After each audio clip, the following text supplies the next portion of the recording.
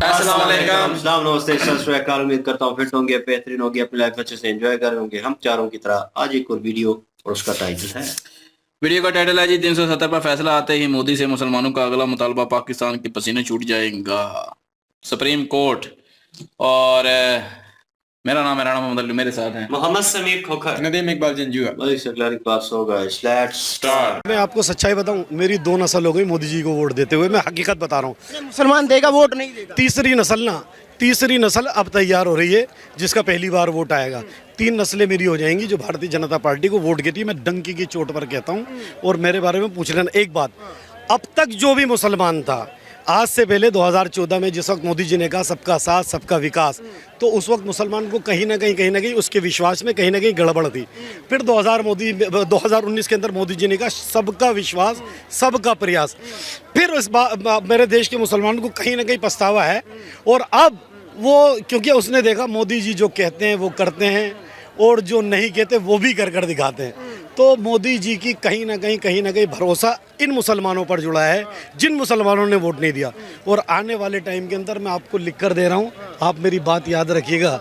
पहली बार इस देश का मुसलमान, अब तक भारतीय जनता पार्टी को हराने के लिए वोट करा करता था, अब भारतीय जनता पार्टी को जिताने के लिए वोट। प्रधानमंत्री को जो विश्वास है ना, विश्वास किस वक्त होता है कि जब कोई काम करा करता है। और प्रधानमंत्री को पता है कि उन्होंने देश की जनता के लिए कितना काम किया है, इसलिए वो अपने उस पर नहीं, प्रधानमंत्री देश की जनता पर भरोसा करते हुए ये बात कह रहे हैं कि मैं 2024 में नहीं, 25 में भी, 26 में भी, 27 में, 28 में, 29 में भी इसी प्रांगण से, आप ये देख लीजिए, झंडा दिखा दीजिएगा। आप यहीं से अगर कोई झंडा ले रहेगा तो मेरे देश का प्रधानमंत्री वजीर आजम नरेंद्र भाई मोदी होगा। राहुल जी का नंबर कब आएगा फिर? अब इंतज़ार करें। अभी तो क्या बोलते हैं उसे, एक बड़ा अच्छा शेर था वो मुझे याद आ रहा है लेकिन मैं कहना नहीं चाहूँगा। ना दीजिए अब तो। लेकिन मुंह पे आई हुई बात नहीं रोकनी चाहिए। अभी बस चलें, उसको सरल शब्दों में मैं कह देता हूँ मैं कि अभी दिल्ली दूरस्थ, अभी दिल्ली जो है ना बहुत दूर है। आप अपनी यात्रा जारी रखें, कहीं ना कहीं ये जो यात्रा जारी रखे हुए हैं, अभी इस यात्रा को और लंबा होने दें, इसको 5-6 साल और खींचने दें। उसके बाद फिर शायद हो सकता है कि देश की जनता आपका आकलन करे। नहीं तो अभी देश की जनता पर आपके सोचने के लिए टाइम नहीं है, समय नहीं है। अभी आप यात्रा अपनी जारी रखें। तो दिल्ली दूरस्थ, यानी ये फारसी में कहते हैं दिल्ली अभी दूर है, तो दिल्ली की गद्दी की तरफ अभी ख्वाब ना देखें भाई। अभी काम करें देश के लिए, अभी लोगों के मन में विश्वास पैदा करें। देखिए जो वहाँ के हालात हैं इस वक्त कश्मीर के, ये आवाज़ हम लोग तो उठाते रहे हैं, लेकिन ये आवाज़ वहाँ की आवाम ने, पाकिस्तान की जनता ने भी, पाकिस्तान की आवाम ने भी आवाज़ उठाई है कि वो हमारे साथ आना चाह रहे हैं। उन्होंने हमसे मदद मांगी है।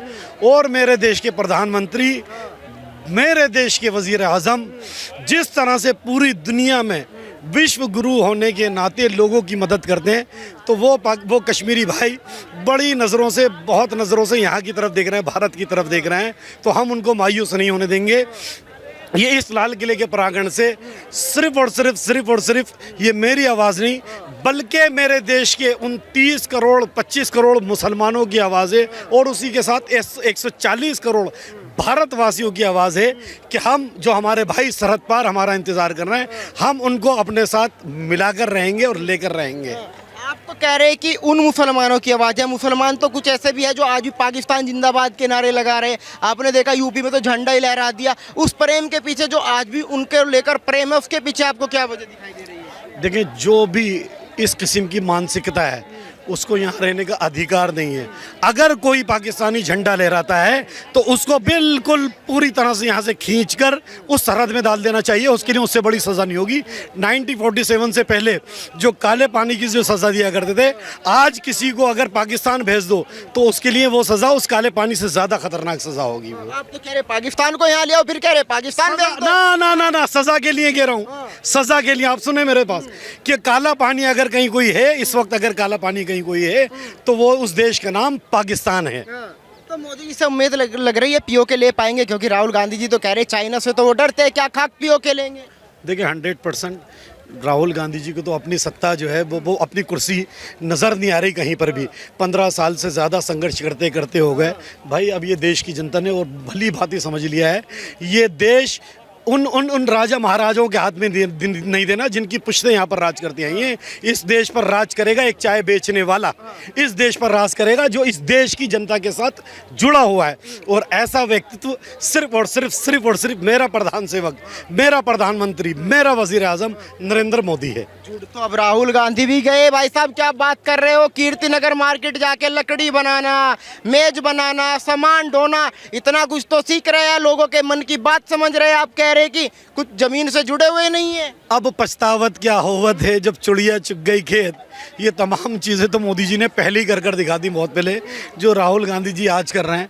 अगर ये काश 25-30 साल पहले उसी वक्त कर लेते तो शायद इनको कुछ मिल जाता। लेकिन अब लोग समझ चुके हैं कि अलावा ढकोसले के, दिखावे के कुछ और नहीं है उनके पास ना।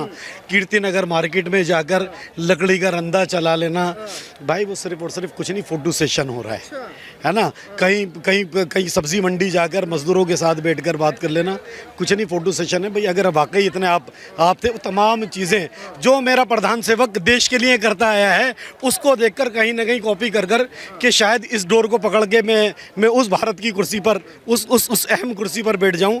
लेकिन देश की जनता समझ चुकी है, अब इस तरह के छलावे में और इस तरह के छल में कभी नहीं आएगी। लाल किले के प्रांगण में खड़े हुए हैं, दिल पे हाथ रख के बोलना मोदी को वोट देंगे नहीं देंगे, केवल झूठबाजी ऐसे ही चल रहा है। मैं आपको सच्चाई बताऊं, मेरी 2 नस्ल हो गई मोदी जी को वोट देते हुए, मैं हकीकत बता रहा हूँ। मुसलमान देगा वोट नहीं देगा। तीसरी नस्ल अब तैयार हो रही है जिसका पहली बार वोट आएगा। 3 नस्लें मेरी हो जाएंगी जो भारतीय जनता पार्टी को वोट देती है। मैं डंकी की चोट पर कहता हूँ। और मेरे बारे में पूछ लेना एक बात, अब तक जो भी मुसलमान था, आज से पहले 2014 में जिस वक्त मोदी जी ने कहा सबका साथ सबका विकास, तो उस वक्त मुसलमान को कहीं ना कहीं उसके विश्वास में कहीं ना कहीं गड़बड़ थी। फिर 2019 के अंदर मोदी जी ने कहा सबका विश्वास सबका प्रयास। फिर इस मेरे देश के मुसलमानों को कहीं ना कहीं पछतावा है। और अब वो, क्योंकि उसने देखा मोदी जी जो कहते हैं वो करते हैं और जो नहीं कहते वो भी कर दिखाते हैं। तो मोदी जी की कहीं ना कहीं भरोसा इन मुसलमानों पर जुड़ा है जिन मुसलमानों ने वोट नहीं दिया। और आने वाले टाइम के अंदर मैं आपको लिख कर दे रहा हूँ, आप मेरी बात याद रखिएगा, पहली बार इस देश का मुसलमान अब तक भारतीय जनता पार्टी को हराने के लिए वोट करा करता था, अब भारतीय जनता पार्टी को जिताने के लिए वोट करेगा। अपनी जिम्मेदारी, आप अपनी जिम्मेदारी ले सकते हैं, सबकी जिम्मेदारी आप कैसे ले सकते हैं कि वोट देगा? अरे अरे अरे अरे अरे अरे कमाल की बात है। यहाँ तो घर घर में नेतागिरी चल रही है, बाप बेटे की नहीं मानता, बेटा बाप की नहीं मानता। बहुत शानदार बात कही है, बहुत शानदार बात कही है। जिस वक्त हवा चलती है ना तो पेड़ के पत्ते हिलते हैं, कोई ज़्यादा हिलते हैं कुछ कम हिलते हैं। अगर हवा नहीं चलती ना तो कोई पत्ता नहीं हिलता। हम लोग ज़मीनी लोग हैं। लोग हमसे आकर जिस वक्त कहते हैं ना अभी कोई चुनाव का माहौल नहीं है, कोई चुनाव नहीं चल रहा, और यहाँ पर जो है जो हज़ारों का मजमा जमा हुआ ना इस लाल किले के प्रांगण में, किस मुद्दे पर, पीओके के मुद्दे को लेकर, यानी उनको इस देश के मुसलमानों को देश के वज़ीर आज़म पर पूरी तरह से भरोसा है, तो यहाँ पर जमा हुआ है। तो इसी तरह हम लोग जब जिस वक्त ज़मीन पर जाकर बात करते हैं ना तो लोग, हम बिना वोट, क्योंकि अभी वोट का सीज़न नहीं है, हमसे जब खुद आकर कहते नहीं यार इस बार तो हमने प्रधानमंत्री मोदी जी को वोट देना है। पसमानदा का मुद्दा किसने उठाया अब तक? पसमानदा की बात किसने करी है? मेरे प्रधानमंत्री, मेरे वज़ीर आज़म ने पसमानदाओं की बात करी है। अगर कहीं किसी को गैस कनेक्शन मिला है ना तो वो धर्म देखकर नहीं मिला है। अगर कहीं बिजली कनेक्शन मिला है ना तो वो धर्म देखकर नहीं मिला है। अगर प्रधानमंत्री आवास योजना का किसी को लाभ हुआ है ना तो उसमें धर्म नहीं देखा गया है। उसमें अगर सबसे ज़्यादा किसी को फ़ायदा हुआ है तो मेरे इस देश के मुसलमानों को इसका फ़ायदा। पर बहुत सारे लोग मिलते हैं, वो कह रहे हैं कि बुलडोजर तो धर्म देख के चलता है, अगर लिखा है तो अब्दुल बुलडोजर चल जाएगा, अगर लिखा है तो मोहन बुलडोजर नहीं चलेगा। ये बात सही कही है, ये बात सही कही है। आप उत्तर प्रदेश की अगर बात कर रहे हैं तो विकास दुबे कौन था? विकास दुबे कौन था जिसकी गाड़ी पलटी थी? हैं भाई, बुलडोज़र जिन पर चल रहा है वो ऐसा नहीं। अगर कहीं ना कहीं कोई अनऑथराइज्ड कंस्ट्रक्शन हुआ है तो उस कानून के तहत वो उस अनऑथराइज्ड कंस्ट्रक्शन पर चल रहा है और वो कोई धर्म नहीं देख रहा, वो कोई धर्म नहीं देख रहा। अगर वो चल रहा है अब्दुल के पास तो मोहन के पास भी मोहन पर भी चल रहा है। जिसने भी अनऑथराइज्ड कंस्ट्रक्शन किया, आज आप एक आम आदमी से बात करो, गुंडाई बिल्कुल उत्तर प्रदेश से ख़त्म कर दी गई है। ये जो आम आदमी खड़ा है ना यहाँ पर, ये क्या चाहता है? कि अच्छी तरह से सही सांस ले सकें। और हर समाज के अंदर बुरे लोग होते हैं, हर समाज के अंदर गुंडे होते हैं। तो मोदी ये जो मोदी सरकार है, ये किसी धर्म विशेष के खिलाफ नहीं, किसी समाज विशेष के खिलाफ नहीं, सिर्फ और सिर्फ गुंडे के खिलाफ है। गुंडा जो भी होगा, बदमाश जो भी होगा, मवाली जो भी होगा, सजा उसको मिलेगी बिना किसी धर्म देखकर। तो कांग्रेस पार्टी भी कर रही है मुसलमान तो हमें छोड़ के नहीं जाने वाला, अखिलेश यादव भी कर रहे हैं मुसलमान हमें नहीं छोड़ेगा। बहुत बड़े भरम में अभी देख लिया उन्होंने कि मुसलमानों के लिए किस तरह से किस किस्म की आवाज़ें उठाई हैं, किसने उठाई हैं। अब दम नहीं है इन लोगों में। ये जो अपोजिशन बैठी है ना, ये सिर्फ नाम की अपोजिशन है, नाम की अपोजिशन। प्रधानमंत्री फैल साबित हो पाए या पास साबित हो पाए, जुमलेबाजी हुई, विकास हुआ, धरातल पे काम हुआ या नहीं हुआ? बहुत अच्छी बात की कि प्रधानमंत्री का रिजल्ट क्या रहा। प्रधानमंत्री ने किसी धर्म विशेष के लिए काम नहीं किया। प्रधानमंत्री ने अगर बात करी तो 140 करोड़ भारतवासियों की बात करी। प्रधानमंत्री ने अगर बात करी है तो सबका साथ, सबका विकास, सबका प्रयास, सबका विश्वास वाली बात करी है। उन्होंने ये नहीं कहा सबका साथ और सिर्फ हिंदू समाज का विकास, ऐसा मेरे प्रधानमंत्री ने नहीं कहा। प्रधानमंत्री ने पहली बार इस लाल किले के प्रांगण से अगर मेरे प्यारे देशवासियों कर अगर किसी ने संबोधित किया है, उन्होंने ये नहीं कहा कि मेरे प्यारे हिंदू भाइयों या मेरे प्यारे मुसलमान भाइयों या मेरे प्यारे सिख भाइयों या मेरे प्यारे जैन भाइयों। उन्होंने कहा है कि मेरे प्यारे देशवासियों, मेरे परिवार वालों। तो ये प्रधानमंत्री ना वसुदेव कुटुंबकम, ये किसी और ने नारा नहीं दिया, ये किसी और ने नारा ने तो ये भी कहा कि 2024 में मैं फिर लाल किले से भाषण दूंगा। इतना विश्वास प्रधानमंत्री को कैसे है कि 2024 में उन्हीं की सरकार आएगी? प्रधानमंत्री को जो विश्वास है ना, विश्वास किस वक्त होता है कि जब कोई काम करा करता है। और प्रधानमंत्री को पता है कि उन्होंने देश की जनता के लिए कितना काम किया है, इसलिए वो अपने उस पर नहीं, प्रधानमंत्री देश की जनता पर भरोसा करते हुए ये बात कह रहे हैं कि मैं 2024 में नहीं, 25 में भी, 26 में भी, 27 में, 28 में, 29 में भी इसी प्रांगण से आप ये देख लीजिए, झंडा दिखा दीजिएगा। आप यहीं से अगर कोई झंडा ले रहेगा तो मेरे देश का प्रधानमंत्री वजीर आजम नरेंद्र भाई मोदी होगा। राहुल जी का नंबर कब आएगा फिर? अभी इंतज़ार करें। अभी तो क्या बोलते हैं उसे, एक बड़ा अच्छा शेर था, वो मुझे याद आ रहा है लेकिन मैं कहना नहीं चाहूँगा। ना दीजिए अब तो। लेकिन कहते हैं मुंह पे आई हुई बात नहीं रोकनी चाहिए। अभी जी, वीडियो ज़बरदस्त थी। और उन्होंने बीच में पॉइंट जो रेस किए हैं कि क्यों आ रहे हैं राहुल जी, क्यों नहीं आगे आ रहे हैं, और वही मुद्दा जो हमेशा से सुनते आ रहे हैं। यहाँ पे भी वही पॉलिटिशियन की कहानी है, लेकिन थोड़ा डिफरेंट है। वहाँ पे एक बंदा काम करने वाला है, लेकिन यहाँ पे सारे खाने वाले हैं। डिफरेंट स्टोरी है। वहाँ पे तो समझ भी आती है चीज़ कि एक बंदा स्ट्रगल कर रहा है तो वो अच्छे से और अच्छा बनने की कोशिश कर रहा है। मैं राहुल जी की बात कर रहा हूँ। अगर उन्होंने वहाँ पे इक़्तिदार में आना है, सीट लेनी है, वहाँ पे बैठना है गद्दी पे, तो मेरे ख्याल में उनको मोदी सर से अच्छा करना पड़ेगा। लेकिन अभी सिचुएशन थोड़ी और कॉम्प्लिकेटेड हो गई है कि उनको मौका मिलेगा तो तब होगा ना। लेकिन अगर वो काम करते रहेंगे, अवाम के दिल में अपनी मोहब्बत, और वो मुकाम हासिल कर लेंगे जो मोदी हुकूमत ने की है, मोदी जी ने की है। वो जो कह लें, एक वर्ड यूज होता है ना बड़ों और छोटों के लिए, जनरेशन गैप। तो कहीं ना कहीं ये रिलीजन गैप जो था ना, वो पड़ा हुआ था, उसको उन्होंने कम करने की कोशिश की और बहुत हद तक वो कामयाब हुए इस चीज़ में। और यही चीज़ जो है ये यूनिटी दिखाती है इंडियन अवाम में कि वो किसी भी रिलीजन से ताल्लुक़ रखते हो, वो पहले बोलते हैं I am proud to be a Indian. Means के वो इस चीज़ को भी नहीं कहते कि आई एम मुस्लिम, या हिंदू धर्म से है तो हिंदू बोलेंगे, ठीक है, वो किसी धर्म को नहीं दर्शाते। तो ये चीज़ जो है, ये यूनिटी जो है, ये भी एक चीज़ नज़र आती है। तो जहाँ तक राहुल जी की बात है, वो पुराने थे और उनकी मतलब कर लें पार्टी भी बहुत पुरानी है, तो लेकिन ये है कि वो चीज़ कर नहीं सके। और वो जैसे उन्होंने मेंशन किया कि दिखावा कि वो जाके रंदा चला रहे हैं लकड़ी वाली दुकान पे और सब्जी वाली रेडी पे ऊपर खड़े हैं और रेट पूछ रहे हैं और इस तरह की हरकतें, वो सोशल मीडिया में मैं कहूँगा कि वो एक रिलेटिव पॉइंट नहीं है कि मैं बोलूँ कि उसके ऊपर क्रिटिसाइज किया जाए। अक्सर जो पॉलिटिशियंस हैं वो करते हैं, लेकिन यह है कि उसका काम दर्शाता है। अभी मोदी सर जाएं वहाँ पे, अगर इस तरह के काम करें तो हमें पता होगा भाई ये मुल्क को कहाँ से कहाँ लेके गया है, और वाकई वहाँ पे सच्चाई नजर आएगी कि बंदा वाकई अवाम की खिदमत के लिए इधर आया है और अवाम के दुख दर्द समझने के लिए वहाँ के उनके साथ खड़ा है। तो वो एक इम्पैक्ट अलग होगा। लेकिन राहुल जी गए हैं, उन्होंने अभी तक कुछ नहीं किया, इंतजार में भी रहे हैं, तो मीन्स के वो इम्पैक्ट जो है नेगेटिव वे में चला जाएगा। तो ये चीज़ें जो हैं ये दर्शाती हैं इस चीज़ को। बाकी जो चाचा जी बात कर रहे हैं मौलवी साहब, तो एंकर जो हैं वो मैं एक पॉइंट मेंशन करना चाहूँगा, इस वीडियो से रिलेटेड तो नहीं है। ये क्रिकेटर जो हैं उमर अकमल की तरह लग रहे थे और बाकी जब बोलते थे फिर पता चल रहे थे वो नहीं है। लेकिन उन्होंने सवाल जवाब जो किए हैं और यहाँ पे उन्होंने कहा है कि आने वाले उन्होंने 10 साल आगे वो गिनवा दिए हैं कि मोदी हुकूमत आएगी और वो मुसलमानों का वाकई ख्याल रख रही है, किसी भी रिलीजन का उनका ख्याल रख रहे हैं और किसी के दिल में कोई खलिश नहीं है।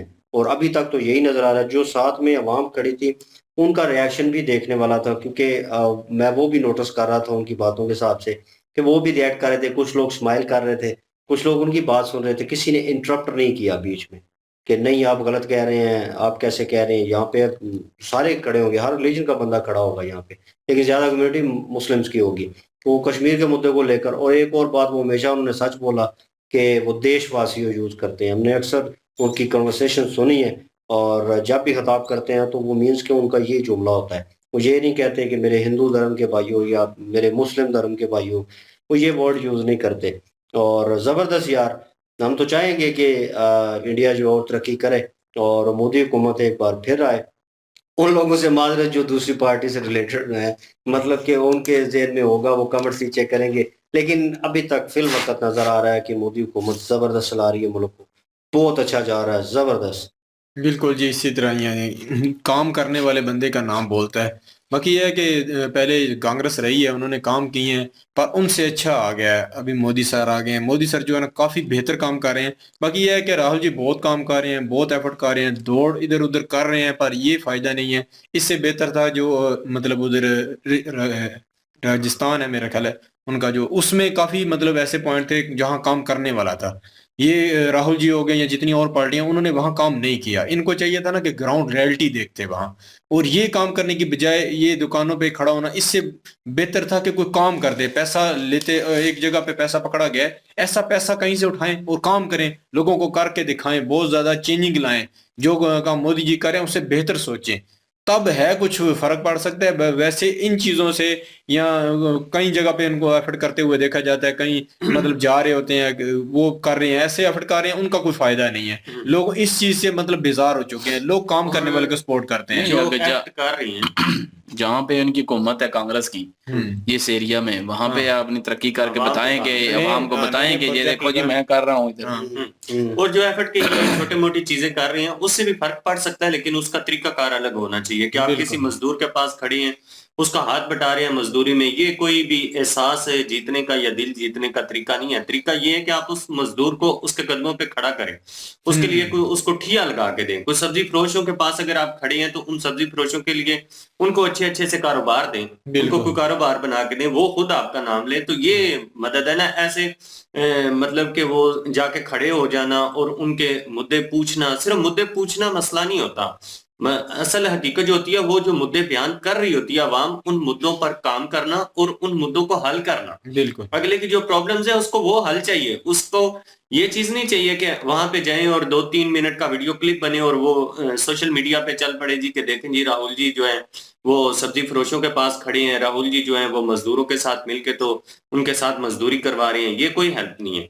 लेकिन कहीं ना कहीं वो पॉइंट रेज करेंगे, आप राहुल जी से सवाल करेंगे डायरेक्टली, तो वो रेज करेंगे कि यार मैं इक़्तिदार पे नहीं हूँ, मैं इक़्तिदार पे आऊंगा तो उसके बाद इन मसलों मैं यही तो कह रहा हूँ, जिस स्टेट में आने के लिए ये बहुत बड़ा चांस है उनके नहीं, पास। जिस स्टेट में ये इनका इक़्तिदार है, हाँ, उसको तो डेवलप करें ना। अगर उसको डेवलप करेंगे, उसके लोगों को सहूलतें देंगे जो साहब है, तो उसके बाद जो है वहां पे काम करके दिखाएंगे, तो बाकी स्टेट वाले भी देखेंगे यार उस स्टेट में जो है वो काम ज्यादा हुआ है, तो अगली दफा जो है चांस बन सकता है। वो बार बार बोलते हैं ना बीच में कि वो 25-30 साल से मतलब इक़्तिदार पे है, मतलब इस फील्ड में है, कर ले, तो उन्होंने कुछ ऐसा विकास किया नहीं है ना, ज्यादा किया नहीं आवाम के लिए, इसलिए तो ये सारा स्यापा पड़ा हुआ है उनके लिए। पाकिस्तान अब मोदी जी ने जो है वो काम करके दिखाए हैं और मोदी जी की बल्ले बल्ले है, वाह वाह है, उसको वोट देंगे। और ये फर्स्ट टाइम ऐसा हुआ है कि कश्मीर जैसा प्लेटफॉर्म जो है वहां पे अवाम का एकता हो चुका है। और वो अवाम, कश्मीरी अवाम, क्योंकि हमने तो फर्स्ट टाइम देखा है ये बिल्कुल कि कश्मीरी अवाम जो है वो फुल सपोर्ट कर रही है मोदी सरकार को,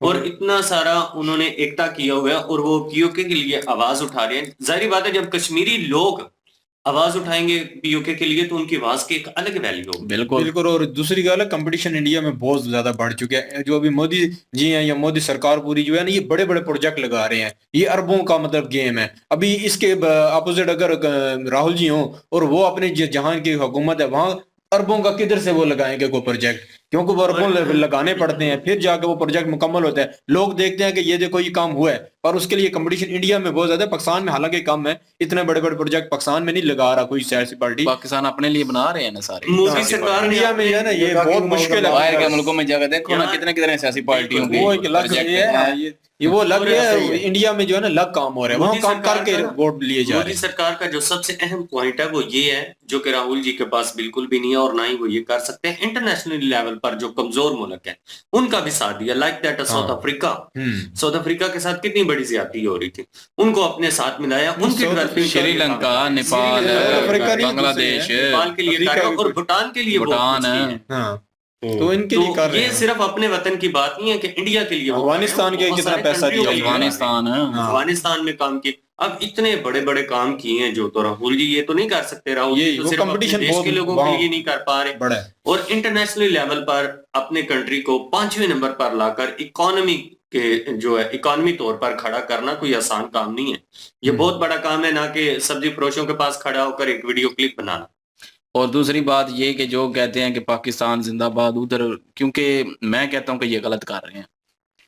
वैसे अगर नारा लगाए ना वैसे तो कोई मसला नहीं है। अगर कहें पाकिस्तान जिंदाबाद है, इंडिया जिंदाबाद, हिंदुस्तान जिंदाबाद, हम यहाँ पे कहते हैं हिंदुस्तान जिंदाबाद, पाकिस्तान जिंदाबाद, कोई मसला नहीं है। जो सिर्फ खाली पाकिस्तान की मोहब्बत के लिए अपने मुल्क को जो है वो गलत कहें और कहें कि पाकिस्तान जिंदाबाद और हिंदुस्तान जो है वो उसको ना जिंदाबाद कहें, तो वो गलत हो जाएगा। चाहे वो मुसलमान है चाहे कोई और है, हाँ, चाहे वो पाकिस्तान में रह के भी अगर ऐसा करता है तो वो भी गलत है। बिल्कुल कि पाकिस्तान को जिंदाबाद ना कहे, सिर्फ कहे हिंदुस्तान जिंदाबाद, तो वो गलत है। हाँ, पाकिस्तान आपका मुल्क है, मतलब इंडिया आपका मुल्क है, आप इंडिया में रहते हैं, आप इंडिया को जिंदाबाद बोलें, जरूर बोलें। हाँ, अगर आप दूसरे की इज्जत एहतराम की खातिर कह देते हैं कि पाकिस्तान भी जिंदाबाद, तो वो आपका प्यार मोहब्बत है, आपका बड़ापन है। लेकिन अगर आप कहते हैं कि हिंदुस्तान मुर्दाबाद और पाकिस्तान जिंदाबाद, तो आप रहते हैं हिंदुस्तान में हैं, तो आप फिर वो गलत है।